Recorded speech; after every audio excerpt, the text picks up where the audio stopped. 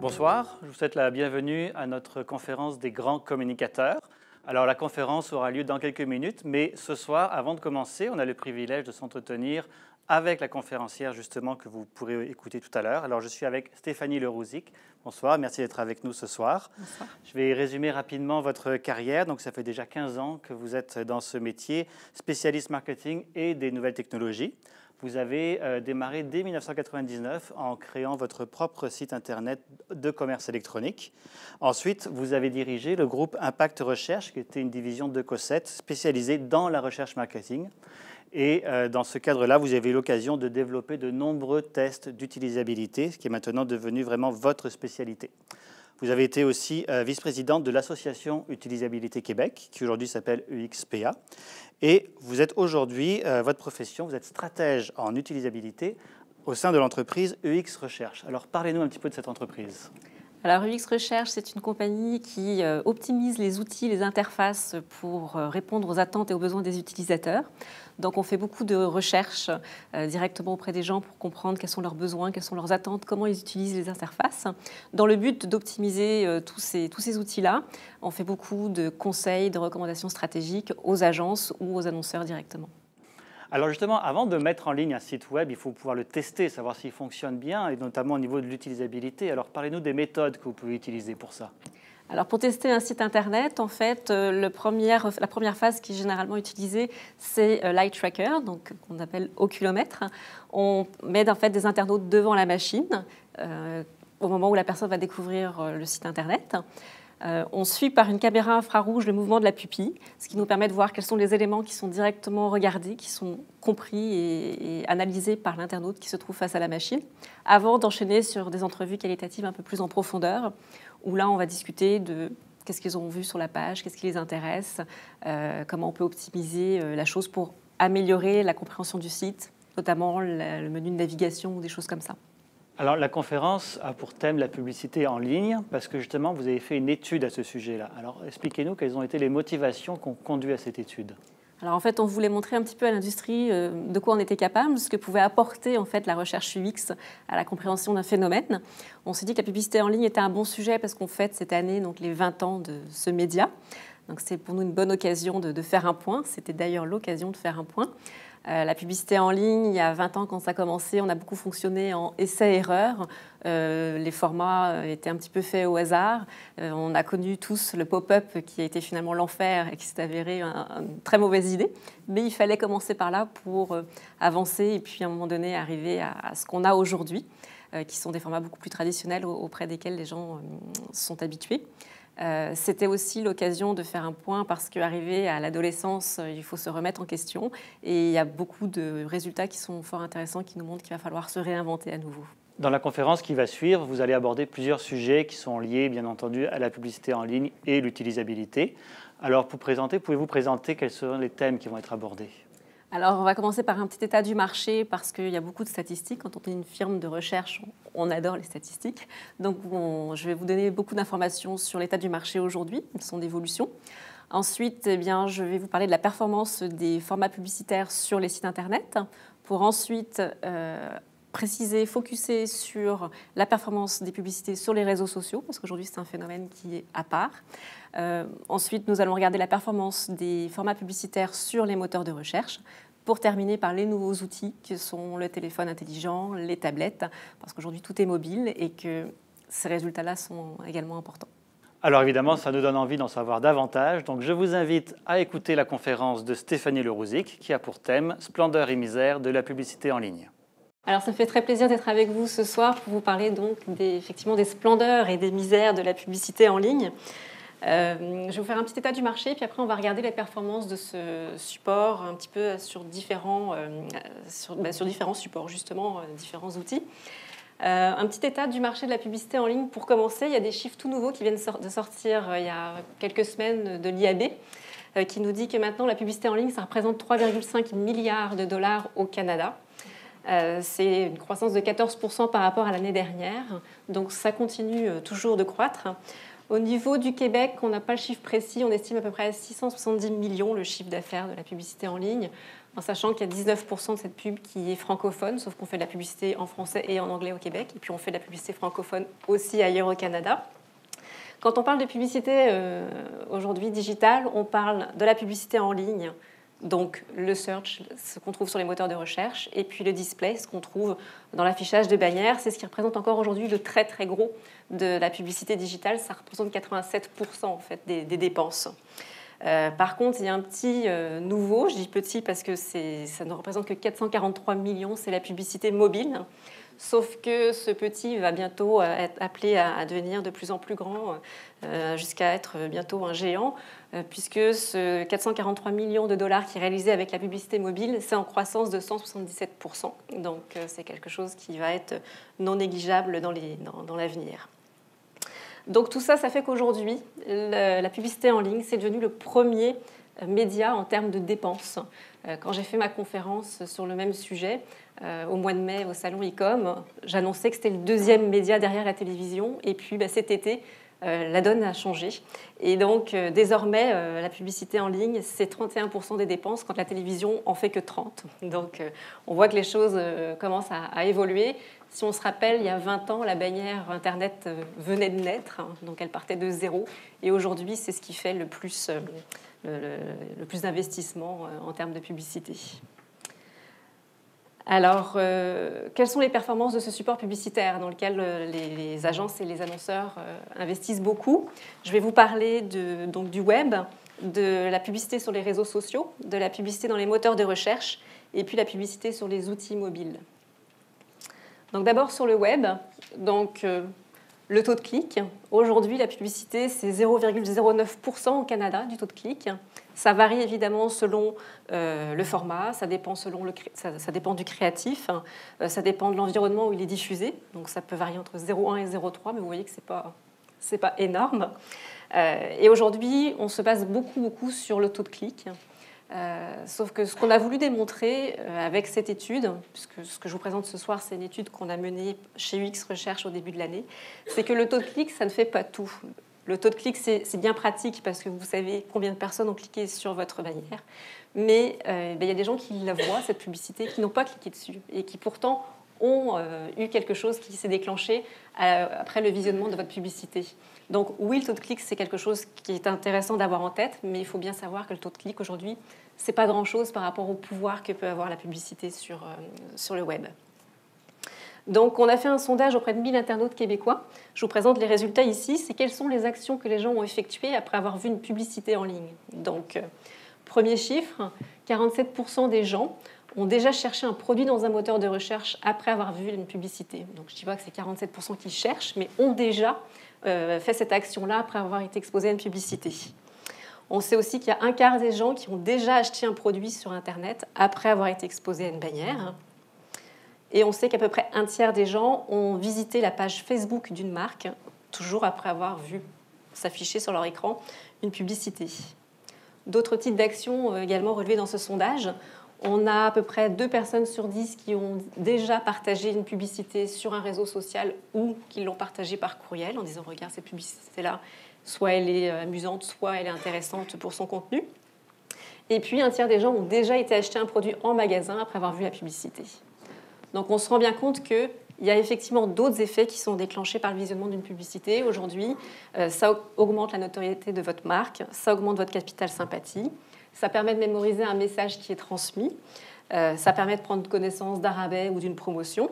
Et puis, ça permet de déclencher aussi des achats. Donc, vous voyez qu'il y a beaucoup de choses au-delà du taux de clic. Donc, on voulait savoir comment est-ce que les gens regardent les publicités, dans quelle proportion les gens regardent les publicités, et puis, est-ce qu'il y a une différence selon différents contextes ou selon différents formats. Donc là, vous voyez en fait un oculomètre, c'est une machine d'eye tracking, donc qui ressemble à un ordinateur normal. On place donc nos participants, nos testeurs devant cet ordinateur. Et donc, vous voyez, juste sous l'écran, on a en fait un capteur infrarouge, le petit bloc noir que vous voyez, qui permet de suivre le mouvement des yeux, le regard des gens, lorsqu'ils sont en train de regarder un site Internet. Donc, pour cette étude, on a fait passer 15 personnes qui ont été voir 5 sites internet pendant 5 minutes de manière libre. Donc, les gens pouvaient aller voir ce qu'ils voulaient sur les 5 sites qu'on leur avait demandé de regarder, sans savoir quel était l'objectif précis de l'étude, pour ne pas les influencer puis faire en sorte qu'ils regardent spécifiquement les bannières publicitaires. Donc, au total, avec ce bassin-là de personnes, on a eu 900 personnes qui ont été, enfin, il y a eu 900 expositions à des bannières publicitaires. Donc, ce que je vais vous dire, c'est issu de ces 900 observations-là, en sachant qu'il y a plusieurs chiffres qu'on a validés ensuite par un sondage quantitatif pour que ce soit fiable. Donc finalement, ce qu'on s'est rendu compte, c'est que l'œil est plus fort que la raison. Vous voyez là, on est sur le site de 985.fm. Autour, vous avez ce qu'on appelle un habillage en termes de format publicitaire. Et là, vous voyez le chemin que le regard a parcouru. Et donc, on voit bien avec les petits traits orange que la personne ici a regardé qu'il y avait des essais routiers en fait, pour le constructeur automobile qui est nommé. Donc, même si souvent les gens nous disent « j'aime pas la publicité », quand on commence à discuter avec eux de « qu'est-ce que vous pensez de la publicité en ligne », on nous dit très souvent bah, « j'aime pas ça, c'est un mal nécessaire ». D'accord, mais en tout cas, c'est vu. Donc, ça a une certaine puissance quand même malgré tout.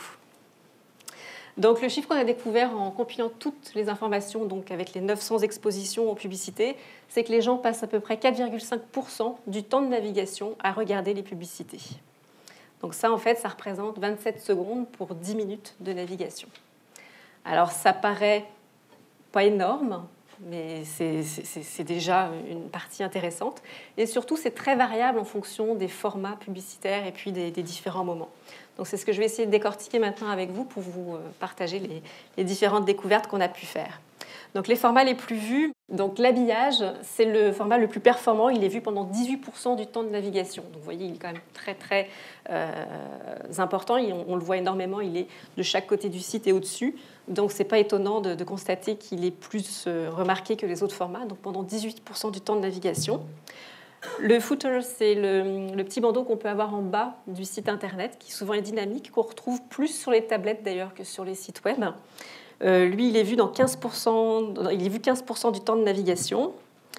Et puis la bannière, donc pas la bannière, mais le carré, le format un peu plus traditionnel qu'on voit sur énormément de sites, lui, il est vu pendant 3% du temps de navigation, donc c'est en dessous de la moyenne.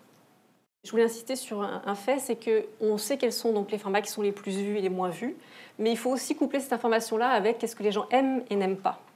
Parce que, par exemple, l'habillage, il est vu, mais il est un petit peu dérangeant. Alors, il y a une cote d'amour, j'ai mis jaune, parce qu'il paraît envahissant, il est assez gros, mais finalement, il ne dérange pas trop parce qu'il nous permet quand même de regarder le site correctement, puisqu'il l'encadre simplement.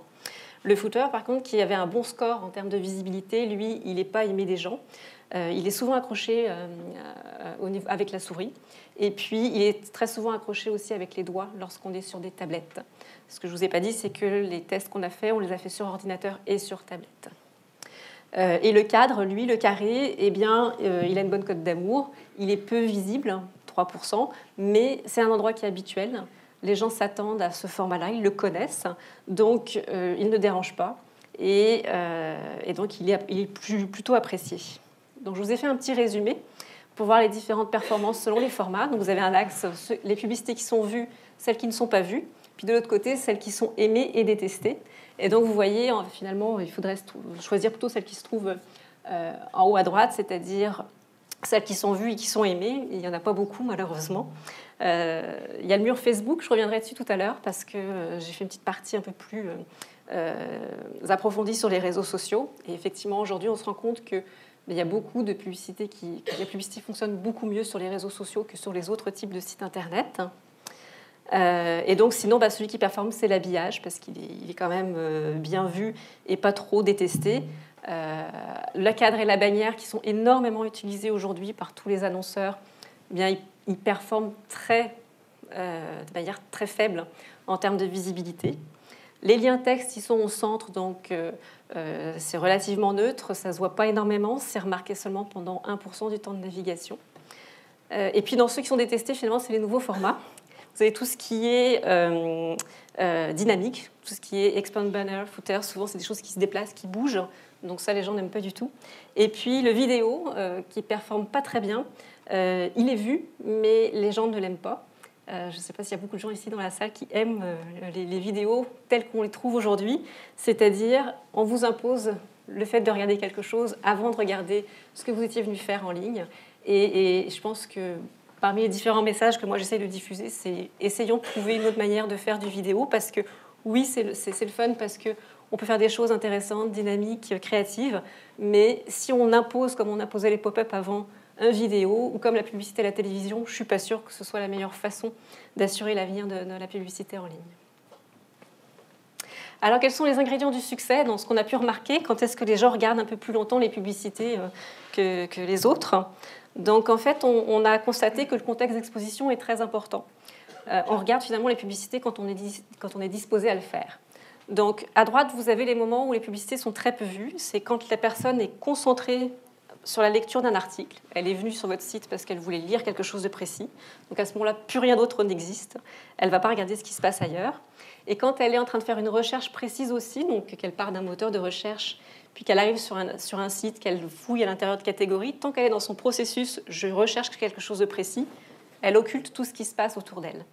Donc ça, c'est deux contextes dans lesquels les publicités ne sont pas très performantes. Par contre, si j'ai des conseils à vous donner, affichez les publicités pendant qu'une page est en train de se télécharger ou qu'un article est en train de se télécharger, parce que là, la personne n'a rien d'autre à faire. Donc finalement, son regard se promène et regarde les publicités qui s'affichent. Alors, c'est peut-être pas trop politiquement correct, mais affichez d'abord les publicités, puis après votre contenu, vous gagnerez un petit peu plus de visibilité. Et puis, les publicités sont un petit peu plus vues aussi sur les pages d'accueil, parce que souvent, les gens sont plus en train de scanner, de regarder ce qui se passe. Ça va pour l'instant ? Oui, je lance pas mal de chiffres. Hein. Donc ici, vous avez une impression d'écran qui vous montre effectivement que quand on est concentré dans la lecture d'un article, on peut bien avoir une publicité rouge au-dessus et à côté, on ne la regarde pas. Parce qu'on est en train de faire quelque chose de précis et on n'a pas envie d'être distrait. Donc notre cerveau nous dit de ne pas regarder ce qui se passe autour. Un autre ingrédient du succès, c'est le contenu. Ce qu'il y a dans votre bannière, dans votre publicité. Celle qui performe le mieux, c'est celle qui parle des centres d'intérêt des gens, que ce soit par du texte ou par des images. On n'est pas obligé de mettre que des mots, on n'est pas obligé de mettre que des photos. Mais si le mot ou la photo rejoint un centre d'intérêt de la personne, à ce moment-là, les publicités, on clique plus dessus. On clique aussi plus sur les publicités qui mettent en avant un produit quand on est en train de le rechercher, évidemment. Si je suis en train de chercher une publicité d'auto va m'attirer davantage. Et on regarde plus aussi les publicités qui proposent un rabais ou une promotion. Ici, on voit sur le site de Météo Média, on a fait les tests au mois de février, on regardait le temps qu'il faisait, des reportages sur la motoneige. Et donc, vous voyez, le contenu, on parle à côté d'une publicité qui nous parle de chaleur, on voit le mot chaleur, on voit la mer, on voit le soleil. Et évidemment, l'œil est attiré. Vous voyez, là, on voit le chemin du regard de la personne, et donc la publicité a été regardée. Qu'est-ce qui est regardé en général? On a aussi suivi le regard sur différentes publicités. Donc vous voyez, plus la zone est rouge, plus la personne a passé de temps à regarder ce qui est sur la bannière. Donc on remarque que les gens passent du temps sur les prix. Vous voyez ici le poulet Saint-Hubert à 6,25 €. Ou sur les promotions, on a Luxury Link à gauche qui nous dit qu'il y a un rabais de 65%. Donc quand il y a des chiffres, ça attire l'attention. Les gens passent du temps aussi à focusser sur le produit. Donc on voit l'assiette de poulet sur laquelle les gens passent du temps, le visage de l'enfant. Et intéressant aussi, les gens passent du temps à regarder le logo. Donc quand vous mettez le logo de la compagnie, eh bien, c'est quelque chose qui attire. La personne essaye de savoir qui est l'annonceur et donc scanne cette information-là. Quand on a discuté avec les gens pour savoir quelles sont les publicités sur lesquelles ils ont plus envie de cliquer, on a eu, donc, toujours en février, le Passeport des Neiges et puis Simons. Donc, je vais vous dire pourquoi. Parce qu'en fait, ce sont des entreprises québécoises et les gens nous ont dit qu'ils cliquaient plus facilement sur une publicité d'une entreprise locale que sur la publicité, par exemple, qu'on a vue juste avant, Luxury Link, qui était aux États, j'imagine, mais en tout cas qui d'abord leur parlait en anglais. Et puis qui envoyait vers un site qu'ils ne connaissaient pas, qui n'était pas une entreprise québécoise. Les gens cliquent aussi préférablement sur les entreprises pour lesquelles ils sont déjà clients. Donc, c'est un nom que je connais, je suis cliente, donc je vais regarder un peu plus longuement cette publicité-là qu'une autre. Ils cliquent sur les publicités qui sont présentes sur des sites québécois. Pendant qu'ils naviguent, on part sur des sites en France, on part sur des sites au Québec, sur des sites aux États-Unis. Quand on n'est pas sur un site québécois, on clique moins parce qu'on a moins confiance. Et puis, les gens cliquent aussi plus sur, de préférence sur des sites connus. Alors ça, c'est l'exception. Je peux aller sur un site français que je connais, donc je vais pouvoir cliquer quand même parce que celui-ci, je le connais. Mais dès que je ne connais pas, que je suis en dehors du Québec, que ce n'est pas une entreprise d'ici, que je ne suis pas client, il y a une espèce de méfiance qui fait que les gens vont beaucoup moins cliquer. Alors, dans les ingrédients du succès aussi, je voulais vous parler un petit peu du graphisme.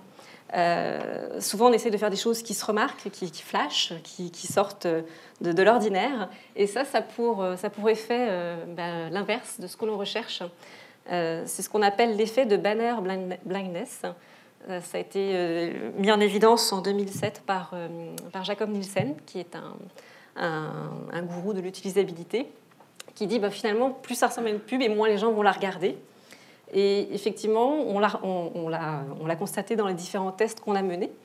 Et ici, vous voyez la publicité de Vidéotron qui est jaune et noire, qui se démarque bien du site de Météo Média. Elle n'est absolument pas regardée. En même temps, elle parle aussi d'un forfait à faire, donc elle est hors contexte par rapport à l'internaute qui est en train de naviguer. Mais le fait qu'elle se voit bien, je pense, a fait un effet d'évitement. On a regardé partout ailleurs, mais pas sur la publicité. Autre conseil, il faut savoir bien s'intégrer. Alors finalement, on a découvert, il y a beaucoup de choses qu'on a découvert qui sont finalement des choses auxquelles on s'attendait, mais au moins là, on a les preuves de ce qui se passe auprès des internautes au Québec. C'est qu'une publicité qui n'a pas l'air d'une publicité, elle a de meilleures chances d'être regardée. Donc ici, on est sur le site de auféminin.ca. Vous voyez que donc c'est ma page d'accueil qui est à gauche, et on a des liens texte à droite, sous le bébé atteint d'eczéma. On a 2 liens textes, vous souffrez d'anxiété et travail à domicile. Eh bien, ces liens textes reprennent exactement le graphisme qu'il y a sur le site, avec les mêmes couleurs, la même forme de carré. Et on voit en oculométrie, effectivement, que celle, par exemple, sur le stress, a été regardée au niveau... le regard s'est arrêté dessus. Alors que la même publicité sur le même site, qui est moins intégrée, puisqu'elle est mise à côté d'un article, donc on n'est plus avec des carrés qui parlent de différentes rubriques sur lesquelles je peux cliquer, eh bien, le regard oculométrique me montre que ça ne s'est pas arrêté dessus. Un dernier ingrédient du succès, c'est la contextualisation. Donc, les publicités qui sont en rapport avec le contenu de la page qui est visitée a plus de succès. Donc ici, on est toujours sur le site auféminin.ca, on est dans la section cuisine.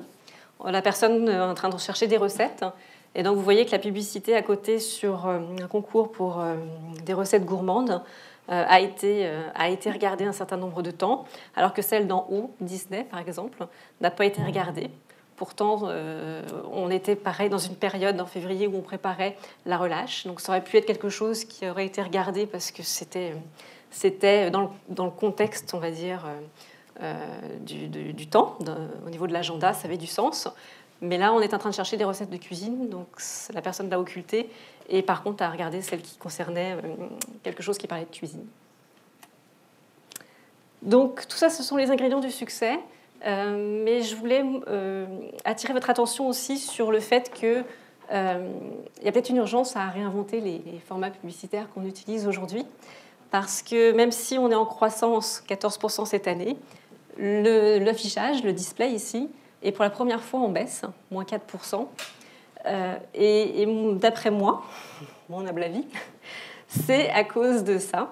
C'est que les formats qui aujourd'hui sont les plus utilisés par tout le monde, c'est-à-dire la bannière et puis le cadre, eh bien, ils ne gênent pas, mais je ne les regarde pas.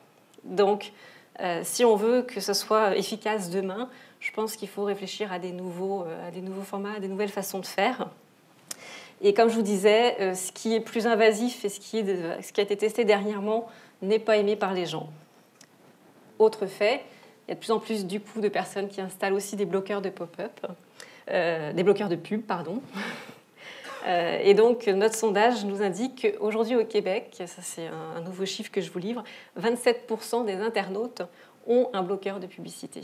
Et ce chiffre est encore supérieur auprès des hommes et supérieur auprès de ceux qui travaillent dans les nouvelles technologies. Et auprès des jeunes. Et on sait aussi que les bloqueurs de pub sont plus installés sur les navigateurs Firefox. Donc, dépendamment de votre cible, il faut faire aussi attention à cette contrainte-là. Et donc, tout ça fait qu'aujourd'hui, C'est le premier investissement en termes de médias, mais à côté de ça, on a des challenges, on a des contraintes et des défis. Je vous fais un petit zoom sur les réseaux sociaux. Donc, je vous disais qu'aujourd'hui, les réseaux sociaux, c'est quelque chose qui marche extrêmement bien. Le taux de clic est meilleur. Donc, c'est 4 fois plus que sur le web. Le taux de clic, c'est 0,36%. Et lors des tests en oculométrie, on constate que la publicité, donc sur le mur Facebook, je ne parle pas de la colonne à droite, qui est celle qui est un petit peu en orange-marron, qui, elle, est considérée effectivement comme de la pub et qui est assez évitée, mais les billets qui se trouvent au milieu de votre mur et qui sont sponsorisés, eux, en fait, sont vus pendant 25% du temps de navigation. Finalement, ils sont lus autant que les billets de mes amis. Alors, le titre, après, on passe peut-être moins de temps une fois qu'on s'est aperçu que c'est de la publicité, mais n'empêche, il y a quand même 25% du temps de navigation où le regard se promène sur cette publicité-là. Donc, ce qui en fait le format champion, toute catégorie, parmi tous les formats publicitaires qu'on a pu étudier dans notre étude. Les réseaux sociaux, c'est aussi un engagement fort avec la marque. Donc, lorsqu'on a fait notre sondage auprès des 1000 personnes, on a demandé aux gens est-ce que vous suivez une ou plusieurs marques sur les réseaux sociaux. Et donc, sur une base population québécoise, internaute, on sait que 42% des gens sur Facebook suivent une ou plusieurs marques sur Facebook. Il y en a 15% qui en suivent sur Google+, et puis ensuite sur Twitter, c'est à peu près 10%. Et vous voyez Pinterest, 4%, et Instagram, 3,5%.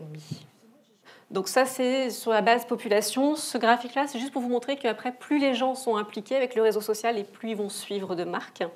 Si je prends l'exemple de Facebook à gauche, vous voyez mon 42% en bleu des gens qui suivent une ou plusieurs marques. La barre en rouge, c'est les gens qui vont tous les jours sur Facebook. Eux, ils sont 62% à suivre une ou plusieurs marques. Donc vous voyez que plus on est assidu sur le réseau social et plus on suit des entreprises, plus on suit des produits. C'est la même chose pour tous les réseaux. Si je prends Instagram, qui en réalité 4% de la population suit une marque sur Instagram, c'est 72% des gens qui y vont tous les jours qui, eux, suivent une marque. Donc vous voyez un peu le taux d'engagement qu'il peut y avoir. Et ça aussi, ça entraîne des actions. On les voit, ces publicités-là, on les suit et ça entraîne des actions. Donc ici, on sait que 15% et demi de la population internaute québécoise ont déjà acheté quelque chose après avoir vu une publicité sur un réseau social. Si je regarde donc parmi les utilisateurs qui sont sur Facebook, puisque tout le monde n'a pas un compte Facebook, bah au final, c'est 2 personnes sur 10 qui utilisent Facebook qui ont déjà effectué un achat après avoir vu une publicité sur Facebook. Et tout ça, ça s'explique par une grande marque de confiance. Je vous disais, on est posté au milieu donc, du mur comme les messages de nos amis. Et donc les gens leur accordent beaucoup de crédibilité. Ça, c'est un sondage de eMarketer qui montre que 68,5% des Canadiens francophones disent lire les publications sur Facebook comme si elles provenaient d'un ami. C'est énorme. Ce qui est étonnant, c'est que les anglophones ne sont que 15,5%, donc plus méfiants, je ne sais pas pourquoi. Mais c'est vrai que quand on discute avec les internautes québécois, francophones, on nous explique beaucoup que les publicités sur Facebook sont plus pertinentes, donc on les lit plus facilement, puis c'est relié au profil de mes amis, à ce que j'aime, à ce que mes amis aiment. Donc finalement, c'est moins ressenti comme de la publicité. C'est pour ça que ça performe aussi bien. Et c'est pour ça aussi que les gens dans le marketing investissent énormément dans les réseaux sociaux. Je n'ai pas le chiffre malheureusement pour 2013, mais on sait qu'entre 2011 et 2012, les investissements ont augmenté de 228%. Un petit zoom sur les moteurs de recherche. On parle beaucoup de publicité sur les moteurs de recherche, et pour cause, c'est une grosse part des dépenses digitales. Donc, ce qu'on appelle le search, c'est 48% des investissements en publicité, quand, par exemple, l'affichage dont on vient de parler ne représente que 26,5%. Donc, sur nos 3,5 milliards au Canada, c'est 1,7 milliard qui est dépensé dans les moteurs de recherche. Et ça, c'est en croissance, à l'inverse de l'affichage. C'est plus 6%. Et quand on demande aux gens, est-ce que vous allez sur les moteurs de recherche ? On a un chiffre qui est intéressant, c'est au Québec, plus de 7 internautes sur 10 vont au moins une fois par jour sur un moteur de recherche. Donc vous imaginez, c'est au moins une fois, mais plusieurs fois dans la journée, 7 personnes, internautes sur 10, s'y rendent. Alors le taux de clic de ce support-là, en fait, il varie en fonction de la position du lien. Donc ça, c'est des chiffres qui viennent de Médiative. Le premier lien qui se trouve en haut des résultats, en haut de la page principale, donc il a un très bon score, c'est 9,9% de taux de clic. Le deuxième lien, il est plus faible, 4,7%. Et puis, vous savez, dans un moteur de recherche, on a aussi des résultats dans la colonne de droite qui sont les liens sponsorisés. Et eux, par contre, sont très peu cliqués, c'est 0,7% de taux de clic. Donc là, il y a aussi un effet, je dirais, de banner blindness. Donc vous voyez là un résultat sur une page Google. Et donc ceux de la colonne de droite ne sont pas regardés. C'est un réflexe qui est de plus en plus répandu. Que ce soit sur un site web ou sur un moteur de recherche, on évite de regarder la colonne de droite. Ou que ce soit sur Facebook, on évite de regarder la colonne de droite. On a été habitué à ce qu'on range là les choses pas importantes et la publicité, donc on ne la regarde pas. Donc à retenir si vous devez investir sur les moteurs de recherche. Et on vient de finir une étude en oculométrie justement sur qu'est-ce que les gens regardent sur les moteurs de recherche. Je suis en plein dans l'analyse en ce moment, donc je n'ai pas encore les chiffres à vous communiquer. Mais surveillez dans les semaines qui viennent, dans les mois qui viennent, on va faire pas mal d'annonces justement sur quels sont les liens qui sont regardés, donc en fonction de leur position, mais aussi en fonction de ce qui est écrit. Est-ce que les gens lisent le titre? Est-ce qu'ils regardent l'adresse URL? Est-ce qu'ils regardent la description? Et puis, qu'est-ce qui fait qu'ils vont cliquer sur un lien plutôt que sur un autre? Sur combien de liens? Puis qu'est-ce qu'ils vont avoir tapé comme mot pour pouvoir faire une recherche précise? Donc ça serait intéressant. Par contre, dans les études qui existent aujourd'hui, on sait que les gens cliquent davantage sur certains liens que d'autres. Donc, quand les personnes cherchent une marque, ils vont cliquer plus facilement sur le lien payant. Par exemple, je tape Future Shop.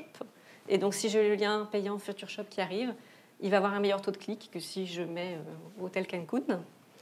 Les gens cliquent davantage aussi lorsque le lien correspond exactement à l'intention de recherche de l'internaute. Mais c'est ça qu'on a essayé de comprendre, c'est quelle est l'intention de recherche de l'internaute. Quand il cherche quelque chose, à quoi il pense, à quoi il s'attend, quel mot il a envie de lire. Les gens cliquent plus aussi lorsque le lien est présent 2 fois. Ça, c'est intéressant, de manière payante et de manière naturelle. Moi, je me suis toujours demandé pourquoi je vais cliquer sur le lien payant alors qu'en dessous, il y a le lien qui n'est pas payant. Alors, je trouve ça idiot de cliquer sur le lien payant parce que l'entreprise va payer alors qu'en dessous, ça aurait été gratuit. Mais finalement, on se rend compte que si le nom de l'entreprise ou le lien se ressort 2 fois, il y a un meilleur taux de clic sur le lien payant. Voilà. Et je vais terminer avec les appareils mobiles et puis donc les tablettes. Parce que déjà, c'est quelque chose qui prend de l'ampleur de plus en plus, d'année en année. Ça, c'est les derniers chiffres du CEFRIO qui nous montrent qu'en 2013, au milieu, on avait 27% des gens qui avaient une tablette. En 2014, c'est 45%. Vous voyez le bond que ça a fait. Le téléphone intelligent, on est passé de 42% en 2013 de possession à 53% de gens qui ont un téléphone intelligent. Donc, un marché d'avenir pour la publicité. Aujourd'hui, c'est à peu près 12,5% des dépenses des publicitaires. Et ça représente, donc je vous disais en préambule, 443 millions. Mais avec un très beau taux de croissance, entre 2012 et 2013, ça fait plus 177%. Le taux de clic, malheureusement, je ne l'ai pas au Canada pour tout ce qui est mobile. On a celui des USA qui peut donner un indice. Sur le téléphone, c'est un taux de clic de 4,4%. Et puis sur la tablette, de 3,1%.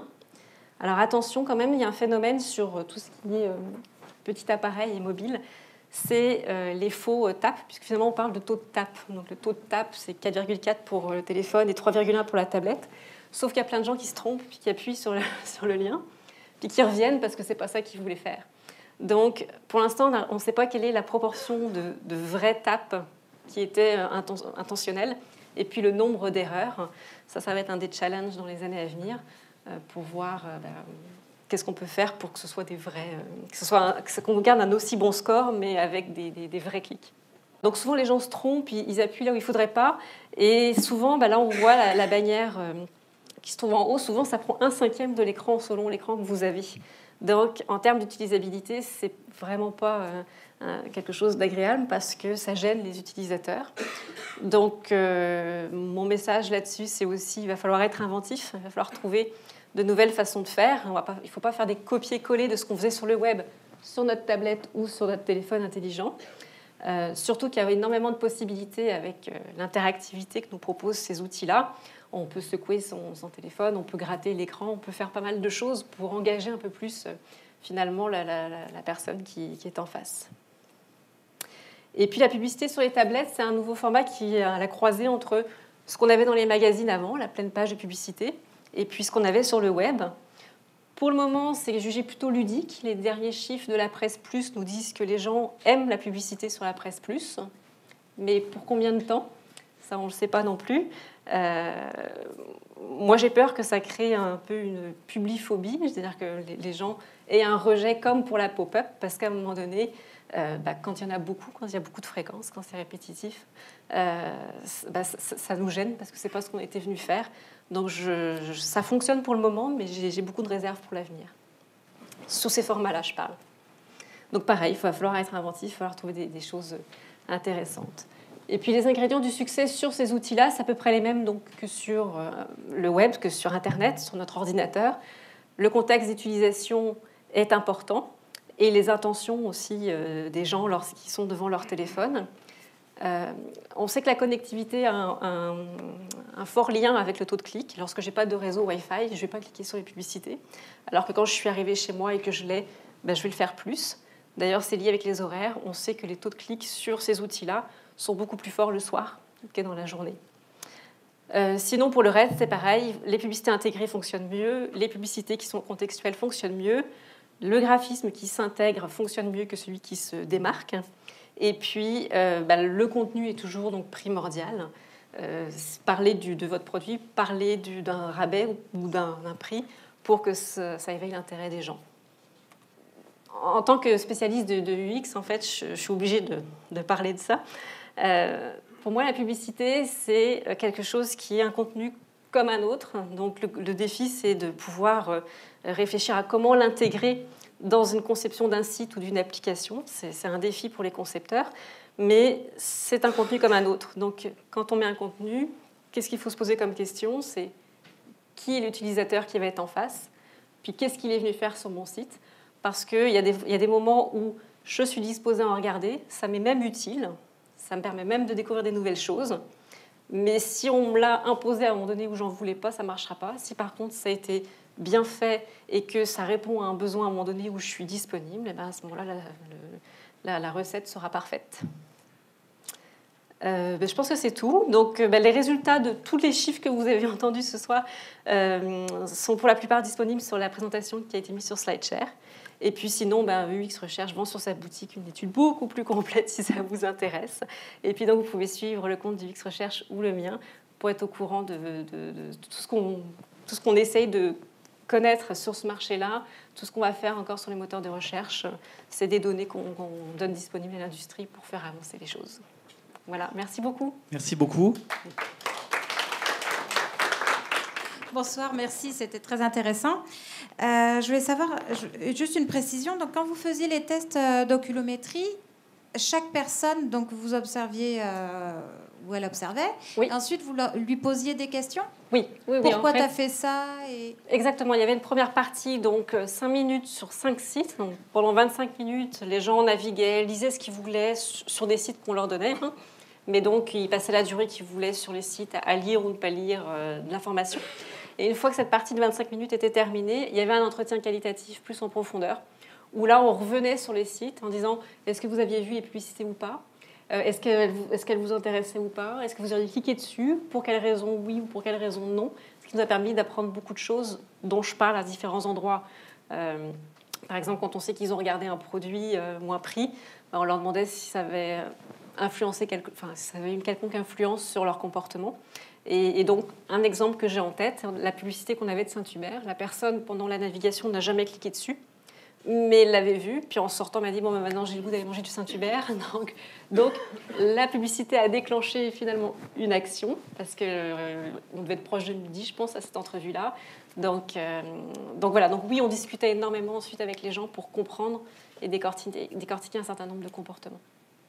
Okay. Je voulais savoir aussi, je trouvais ça intéressant, les publicités bien intégrées au graphisme, mais est-ce qu'à ce moment-là, ils font un créatif différent par média où ils vont mettre leur pub ? Idéalement, oui. C'est-à-dire que plus on ressemble aux médias sur lesquels on est et plus on a de chances d'être cliqué. Donc, idéalement, c'est effectivement, oui, de pouvoir à chaque fois adapter à la charte graphique du site, hein, mais c'est pas toujours possible d'un point de vue budget. Merci beaucoup. Derrière. Quelqu'un d'autre a des questions? Oui. Donc, ici, vous avez parlé majoritairement de publicité traditionnelle, mais qu'en est-il du branded content? Excusez, je ne sais même pas en français comment on dit. On ne l'a pas analysé du tout dans cette étude-là, en fait. Parce que ça, c'est vraiment la nouvelle forme de publicité. Là. Donc, c'est comme une vidéo. Le branding content? Oui, c'est comme une vidéo. De pousser du contenu, en fait. Enfin, c'est de rédiger. Est-ce qu'on peut faire résumer ça un peu comme du public reportage, finalement? Non. Non? Non, parce qu'on ne voit pas du tout la marque. C'est vraiment une histoire qui est racontée. Et à la fin, ça peut être produit par une X compagnie. Donc, justement, il n'y a aucun placement de produit et rien. En tout cas, non, effectivement, on est resté sur ce qui est traditionnel aujourd'hui parce que les chiffres qu'on a de l'IAB desquels on est parti, c'est tous ces formats traditionnels-là dans lesquels les agences et les annonceurs investissent. Mais effectivement, aujourd'hui, il y a beaucoup de choses qui se font. Il y a aussi l'animation sur les réseaux sociaux d'une marque qui vont avoir une influence, mais c'est des choses qui ne sont pas dans le champ de notre étude ici. Hommes versus femmes dans les mails québécois? Pas vraiment de différence. Là où il y a des différences, ça va être plus au niveau de l'aisance avec les technologies. Donc, personnes qui sont plus débutantes ou occasionnelles versus les personnes plus expertes. D'ailleurs, c'était une des questions qu'on avait au départ de l'étude, c'est par exemple, moi, si je travaille dans l'univers publicitaire ou si je travaille dans les nouvelles techno, est-ce que mon comportement est identique à la population? Et en fait, on a remarqué que oui, parce qu'on avait aussi dans nos testeurs des gens issus du marché, enfin, qui travaillent dans la pub, qui travaillent sur les sites web. Et ils avaient le même comportement que tous ceux qui sont experts du web, c'est-à-dire qu'ils vont tous les jours pour quelque raison que ce soit. Donc, c'était plus le niveau d'aisance de technologie qui influençait les préférences de format ou la visibilité des formats que le sexe des gens. Ça n'avait pas vraiment d'influence. Merci beaucoup. C'était très intéressant, la conférence. Ma question est, vous avez dit que vous avez fait des entrevues avec les personnes dans le cadre de vos recherches pour savoir si elles avaient vu la publicité en ligne. Comment on fait pour justifier après une campagne publicitaire pour savoir si ça a bien performé, mais s'il y a peu de clics, mais si les personnes ont bien vu la publicité, s'il y a eu d'autres effets par après? Il faut faire un post-test publicitaire comme on le fait pour la télévision aujourd'hui. Aujourd'hui, quand on veut savoir si une publicité à la télévision a eu un impact, on fait un sondage en ligne ou un sondage téléphonique, puis on demande aux gens je ne sais plus si c'est dans les 15 derniers jours, dans la dernière semaine ou dans le dernier mois, avez-vous vu des publicités pour des autos, par exemple, si je parle d'une publicité d'auto? Si oui, laquelle? Puis là, on sort le chiffre de souvenirs spontanés d'une publicité. Ensuite, on assistait. Est-ce que vous vous rappelez avoir vu cette publicité-là précisément à la télévision? Qu'est-ce que vous avez compris du message? Et donc, on fait la même chose avec la publicité sur Internet. On lance un sondage en ligne ou un sondage téléphonique. Et puis, on dit aux gens, est-ce que sur Internet, vous vous souvenez avoir vu une publicité pour telle catégorie de produits, pour tel annonceur? Et puis, est-ce que ça a eu une influence auprès de vous? Avec quel tel message transmis? Donc, c'est la même chose. Il faut faire un post-test publicitaire. Et ça nous permet de savoir. Ça n'a pas été forcément... vous avez d'un côté les clics, mais de l'autre côté, vous avez votre notoriété de campagne. Et puis, vous avez les actions qui ont été effectuées après la campagne. Okay, merci. Juste une autre question. Par contre, sur le web, les compagnies sont facilement en mesure de connaître le taux de conversion.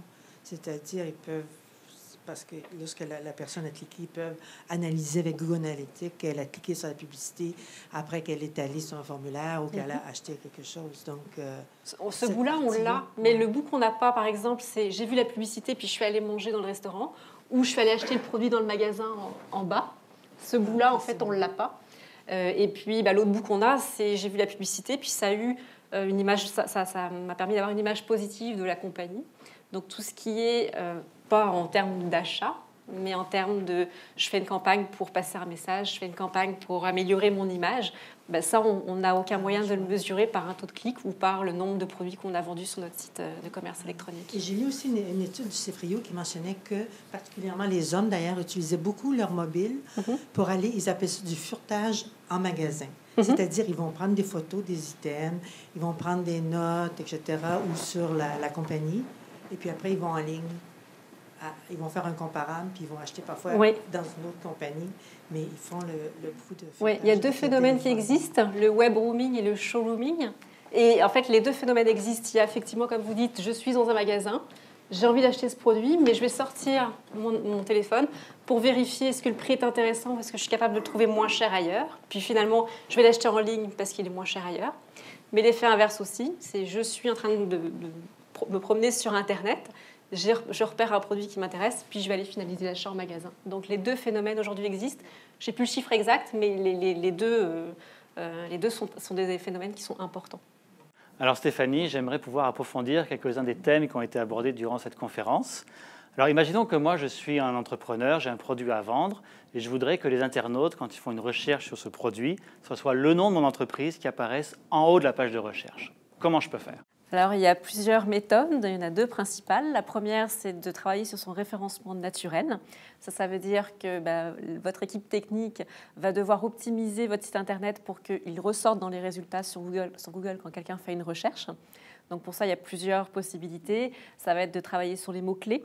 Ça va être de faire venir le maximum de liens vers votre site Internet, que les gens en parlent pour montrer la crédibilité de votre site Internet. Plusieurs choses qui vont être prises en compte par l'algorithme en fait, de Google.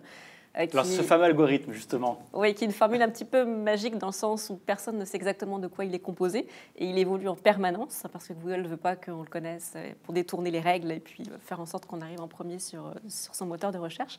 Mais ce qu'il faut retenir, c'est que la crédibilité du site et sa pertinence, c'est ça qui va faire en sorte que vous allez remonter le plus haut possible. Donc s'il y a beaucoup d'autres sites qui pointent vers le mien, ça va le faire monter. Ça va aider parce que ça veut dire que votre site est intéressant. Et puis Google scanne parmi des milliards de sites et les plus pertinents, les plus intéressants sont ceux qui vont être choisis et remontés en haut de la page. L'autre façon de faire, ça va être de payer Google, ça va être d'acheter donc des mots-clés, ça va être d'acheter des liens sponsorisés finalement, qui vont vous permettre d'arriver soit dans les premières positions de la page, soit dans la colonne de droite. Donc les recherches qui apparaissent en haut à droite, ce sont des entreprises qui ont payé Google pour que ça apparaisse à cet endroit-là. Oui, à différents endroits. Ce qu'il faut retenir, c'est que sur la colonne de droite, la performance n'est pas extraordinaire, comme sur un site Internet, finalement. Les gens ont développé avec les années une espèce de réflexe qui est ce qui se trouve dans la colonne de droite ne m'intéresse pas, ce n'est pas le cœur de mon sujet. Donc, il y a un certain nombre de personnes qui les regardent, mais ce n'est pas les meilleurs en termes de performance. Okay. Les liens qui fonctionnent le mieux sont ceux qui se trouvent en haut. Ceci dit, ce n'est pas non plus un gage, ce n'est pas une garantie que les gens vont cliquer sur votre lien parce que vous vous trouvez en haut. Aujourd'hui, les recherches nous montrent que ce qui intéresse les gens, puis ce qui va faire en sorte qu'ils vont cliquer sur ce lien plutôt qu'un autre, c'est les mots qui vont être utilisés par ce lien en fait. Je donne un exemple. Si je cherche une solution pour régler un problème au pied, que j'ai au pied, et que moi je m'attends en tapant sur Google, je cherche un remède pour mon pied, que je m'attends à voir le mot soulagement par exemple, si le lien payant ne dit pas le mot soulagement, je vais l'ignorer. Donc le comportement de l'internaute, c'est de scanner tout ce qu'il y a sur la page, puis dès qu'il trouve une réponse qui est en lien avec la réponse qu'il attend, il va s'arrêter dessus et il y a de fortes chances que ce soit sur celui-ci qu'il clique finalement. Donc tout ça pour dire qu'il faut faire de la recherche et puis il faut comprendre qu'est-ce que les gens attendent pour répondre au mieux à ses besoins et optimiser les chances d'être cliqué. Alors il y a un type de publicité dont on pourrait penser à premier abord qu'il est très efficace, mais vous pensez que c'est le contraire, ce sont les vidéos. Oui, on s'est aperçu dans notre étude que finalement les formats vidéo performaient très mal. Pas en termes de visibilité parce que tout le monde est obligé de la regarder, mais en termes d'appréciation et donc d'efficacité finalement. Le problème, c'est que le vidéo publicitaire qui commence avant le reste du vidéo qu'on est venu regarder n'est pas souhaité. On peut le passer, justement. Oui, il n'est pas souhaité. On peut le passer, mais on est obligé quand même de le regarder un certain nombre de temps. Et dès que les gens peuvent le passer, ils le passent. Donc, il y a une espèce de réflexe qui est, je suis venue par exemple sur YouTube pour écouter une musique. Puis si ce n'est pas la musique que j'ai en retour, mais que c'est une publicité qui démarre, là j'ai un réflexe, une espèce d'allergie qui est, je ne veux pas voir ça, ce n'est pas ce que je suis venue voir, ce n'était pas le but de ma démarche. Donc, même si c'est vu, c'est très mal perçu, c'est très mal vécu. Et je dirais même qu'aujourd'hui, en faisant ce genre de format publicitaire, on a le résultat inverse à ce qui était recherché. Donc on recrée un petit peu les vieux pop-up comme il y avait au début de la publicité en ligne avec ce système-là. Oui, en fait, c'est un format qui est imposé. Donc, comme on avait fait une erreur avec les pop-up, on fait une erreur aujourd'hui avec les vidéos, qui est d'imposer un format qui n'est pas désiré par l'internaute. On voit que la publicité sur le web n'est pas très aimée des internautes, mais est-ce que ce n'est pas le cas de toutes les publicités dans les autres médias plus traditionnels? Effectivement, dans les études qu'on réalise, on s'aperçoit qu'à chaque fois qu'on parle de publicité aux gens, que ce soit à la télévision, à la radio, en affichage, le premier réflexe de tout le monde, c'est de dire non, c'est quelque chose qu'on n'aime pas. Mais finalement, ça reste un mal nécessaire. Les gens comprennent qu'en ayant de la publicité, on a des choses gratuites, que ce soit du contenu magazine, du contenu Internet ou du contenu télévisé. Donc, c'est effectivement un phénomène qui est très généralisé. Alors, je reprends mon exemple de tout à l'heure, quand j'étais un entrepreneur désireux de faire de la publicité. Quels seraient les conseils que vous pourriez me donner pour faire la meilleure des publicités? Alors, ça serait d'impliquer l'utilisateur, l'internaute, dans votre démarche, dans votre conception, parce qu'il n'y a pas de recette magique, malheureusement. On sait qu'une bonne publicité, c'est celle qui va être respectueuse de la démarche de l'internaute. Donc, en général, qui va être en contexte, qui va être bien intégrée au site. Mais selon les moments de la journée, selon la démarche, les attentes peuvent être différentes. Donc, finalement, mon conseil, ce serait de dire, prenez la publicité comme n'importe quel autre contenu de votre site Internet. Faites une démarche UX, intégrez dans votre processus de développement l'internaute et puis écoutez-le, écoutez ses besoins pour lui délivrer la meilleure publicité possible au meilleur moment qui va répondre à ses besoins et puis qui va finalement entraîner un clic. Votre étude portait sur la publicité au Québec, mais qu'en est-il ailleurs dans le monde, en Amérique du Nord ou en Europe? Est-ce que les recettes sont les mêmes? Oui, les recettes sont les mêmes parce qu'en fait, ce qui est à prendre en compte, c'est le degré de maturité de l'internaute par rapport à Internet. Et nos histoires ont commencé à peu près en même temps sur les différents continents. Donc oui, les recettes sont les mêmes. Les tolérances et les performances des médias se ressentent beaucoup en Europe, aux États-Unis et au Canada. La publicité en ligne, ça existe depuis environ 20 ans. Donc, 20 ans, on a eu le temps de voir un petit peu l'évolution, les tendances depuis les pop-up jusqu'à aujourd'hui. Si on extrapole dans les 20 ou 10 prochaines années, vers quoi on pourrait s'attendre? À quoi on pourrait s'attendre? Alors, c'est difficile à dire, je n'ai pas de boule de cristal. Ce qu'on sait, c'est que les formats aujourd'hui ont besoin d'évoluer parce qu'ils sont très peu vus, même si on voit qu'il y a certains formats comme l'habillage ou les publicités sur le mur Facebook qui s'en sortent mieux que les autres. Globalement, ce n'est que 4,5% du temps de navigation qui est consacré à regarder une publicité. Et les publicitaires aimeraient bien que ça soit plus. Donc il va falloir se réinventer, il va falloir réfléchir à tout ça. Ce qu'on sait également, c'est que tous les derniers formats qu'on a inventés avec les expandable banners, tout ce qui se déploie, se développe, ce n'est pas forcément une bonne technique non plus parce que les personnes qui passent devant les accrochent, ça s'ouvre. On revient vers des formats qui finalement dérange la navigation de la personne et de plus en plus d'ailleurs avec les outils mobiles aussi parce que sur une tablette, sur un téléphone, on accroche facilement et très rapidement quelque chose qui n'était pas désiré. On arrive avec des photos de clics puisque les gens accrochent sans faire exprès finalement la publicité. Donc il y a besoin de se réinventer. Je ne sais pas quel va être le format de demain, mais c'est sûr qu'il y a une grosse réflexion à faire et puis des choses à inventer. Alors Stéphanie Lerouzic, je rappelle que vous êtes stratège en utilisabilité à la compagnie UX Recherche, qui d'ailleurs, je pense, possède un site web très intéressant. Oui, entre autres, on a fait un blog sur lequel on essaie de partager un petit peu notre expertise et notre expérience, ce qu'on découvre dans nos différentes recherches. Par exemple, je vous invite à aller voir les bonnes pratiques sur le commerce électronique, qui peut être intéressant. Alors, je vous remercie beaucoup d'avoir accepté de venir nous rejoindre après votre conférence, de pouvoir ainsi approfondir ce sujet-là. Je vous rappelle, si vous voulez être tenu au courant des activités des grands communicateurs, donc toute l'information est sur le site de la Toile des communicateurs, à toile.coop.